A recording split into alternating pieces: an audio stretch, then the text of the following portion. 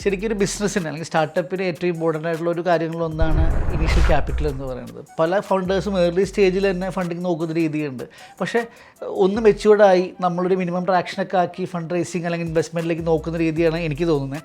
റമീസിൻ്റെ പെർസ്പെക്റ്റീവിൽ എങ്ങനെയാണ്, എപ്പോഴാണ് ഒരു ഫൗണ്ടർ ക്യാപിറ്റലിനായിട്ട് സീക്ക് ചെയ്യേണ്ടത് അല്ലെങ്കിൽ എപ്പോഴാണ് ഒരു ഫണ്ട് റേസ് ചെയ്യേണ്ടത്? നമുക്കൊരു പ്രൊഡക്റ്റ് മാർക്കറ്റ് ഫിറ്റ് ഉണ്ട് എന്നുള്ളത് ഐഡൻറ്റിഫൈ ചെയ്ത് കഴിഞ്ഞാൽ, അല്ലെങ്കിൽ നമുക്ക് ഇപ്പം ടെക്നിക്കൽ ടേംസ് ഉപയോഗിക്കാതെ പറഞ്ഞു കഴിഞ്ഞാൽ നമുക്ക് നമ്മുടെ കമ്പനി സ്കെയിൽ ചെയ്യണം തോന്നുന്ന ഒരു മൊമെൻ്റ് ഉണ്ട്. അതായത് നമ്മുടെ പ്രൊഡക്റ്റ് എല്ലാം ഓക്കെയാണ്, നമ്മുടെ R&D വർക്ക്സ് കഴിഞ്ഞു, നമുക്ക് ഇനീഷ്യലി കുറച്ച് കസ്റ്റമേഴ്സ് ഉണ്ട്, കസ്റ്റമേഴ്സിൻ്റെ അടുത്ത് നിന്നൊക്കെ പോസിറ്റീവ് റെസ്പോൺസ് ഉണ്ട്. അപ്പം ഇപ്പം ഇപ്പോഴത്തെ മാർക്കറ്റ് നമ്മുടെ പ്രൊഡക്റ്റ് ഭയങ്കര റെലവൻ്റ് ആണെന്നുള്ളതും ആൾക്കാർ പേ ചെയ്യാൻ റെഡി ആണോ എന്നുള്ള ഒരു വാലിഡേഷൻ കിട്ടിക്കഴിഞ്ഞാൽ നമുക്കതിനുള്ളിലൊരു ഫീലിംഗ് തോന്നും, എന്നാൽ ഇത് ഒരുപാട് മാർക്കറ്റിലേക്ക് എക്സ്പാൻഡ് ചെയ്യാം, ഒരുപാട് ആളുകളിലേക്ക് എത്തിക്കാം എന്നുള്ളത്.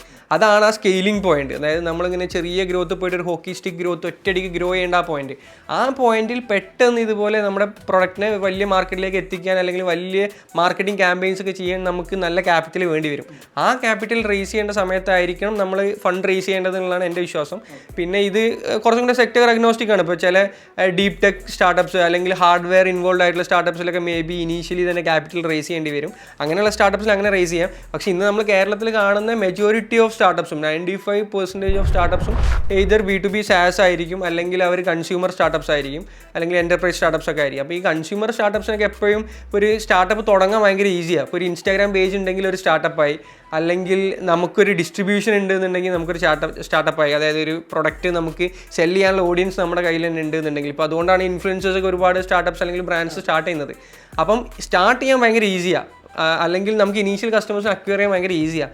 പക്ഷേ ഒരു സ്റ്റാർട്ടപ്പ് തുടങ്ങി ലിങ്ക്ഡിനിൽ ഒരു അക്കൗണ്ട് ഉണ്ടാക്കി ഫൗണ്ടർ ആൻഡ് CEO ഇട്ടതിൻ്റെ പിറ്റേന്ന് മുതൽ തന്നെ ഫണ്ട് റേസ് ചെയ്യണം. നാട്ടിലെല്ലാവരും ഫണ്ട് റേസ് ചെയ്യുന്നുണ്ട് എന്നുള്ളതല്ല ശരിക്കും നമുക്ക് ഫണ്ട് റേസ് ചെയ്യാനുള്ള മാനദണ്ഡം. നമ്മളൊരു PMF ഐഡൻറ്റിഫൈ ചെയ്യുന്നു, നമുക്ക് കമ്പനി സ്കെയിൽ ചെയ്യണമെന്നും മനസ്സിലാക്കുന്ന ഒരു പോയിന്റ്, ആ റിയലൈസ് ചെയ്യുന്ന പോയിന്റിലായിരിക്കണം നമ്മൾ ഫണ്ട് റേസ് ചെയ്യേണ്ടതെന്നുള്ളതാണ് എൻ്റെ ഒരു ഒപ്പീനിയൻ.